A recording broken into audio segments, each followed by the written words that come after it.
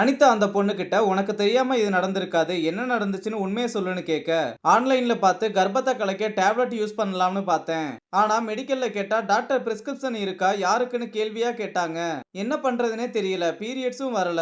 3 மாசம் கழிச்சு தான் குழந்தை இருக்குது கன்ஃபார்ம் ஆனதும் சாகலாம்னு போயிட்டேன். அப்பாவுக்கு தெரிஞ்சா கண்டிப்பா அவர் உயிரையே விட்டுருவாருன்னு சொல்ல, இதை கேட்டது அனிதா ஆன்லைன்ல பார்த்தா டேப்லெட் எடுக்க போனேன்னு திட்டிக்கிட்டு இருக்க.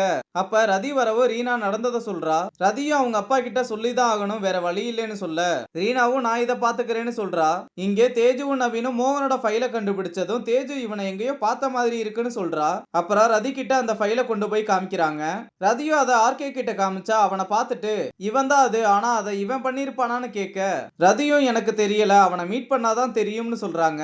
இங்க தேஜு பேஷண்டோட ஃபைலை எடுத்துட்டு போகும்போது மோகன் பேஷண்டா அட்மிட் ஆகியிருக்கத பார்த்துட்டு ராக்கி கிட்ட அது மோகன் தானேன்னு கேட்டா, ராக்கி இல்ல அவன் பேரு இஸ்மாயில்னு சொல்றான். தேஜுவும் டவுட்லயே கிஷோர் அனுப்பி மோகன் கூப்பிட சொல்ல, கிஷோரும் போய் கூப்பிட்டதும் மோகன் திரும்பி பார்த்துட்டு என் பேர் அது இல்லைன்னு சொல்லி சமாளிக்கிறான். அப்புறம் நவீன் அவங்க கிட்ட போய் என் போன் சுவிட்ச் ஆஃப் ஆயிருச்சு, ஒரு கால் மட்டும் பண்ணி தரேன்னு மொபைல் கேட்க, என் மொபைல்ல பேலன்ஸ் இல்லைன்னு சொல்றான். நவீனும் பரவாயில்ல என் சிம்ம போட்டு நான் பேசிக்கிறேன்னு சொல்ல, இல்ல இதுல சார்ஜர் இல்லைன்னு சொல்லி மொபைலை கொடுக்க மாட்டான்.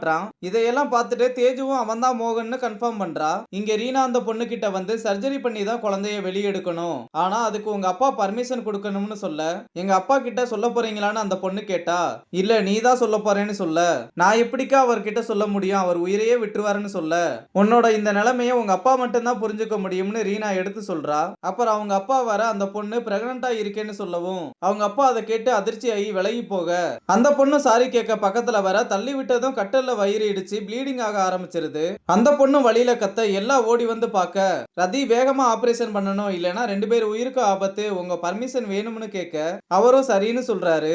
இங்க மோகன் மொபைல்ல என்னமோ பண்றத தேஜு பாக்குறதோட இந்த எபிசோட முடிச்சிருக்காங்க.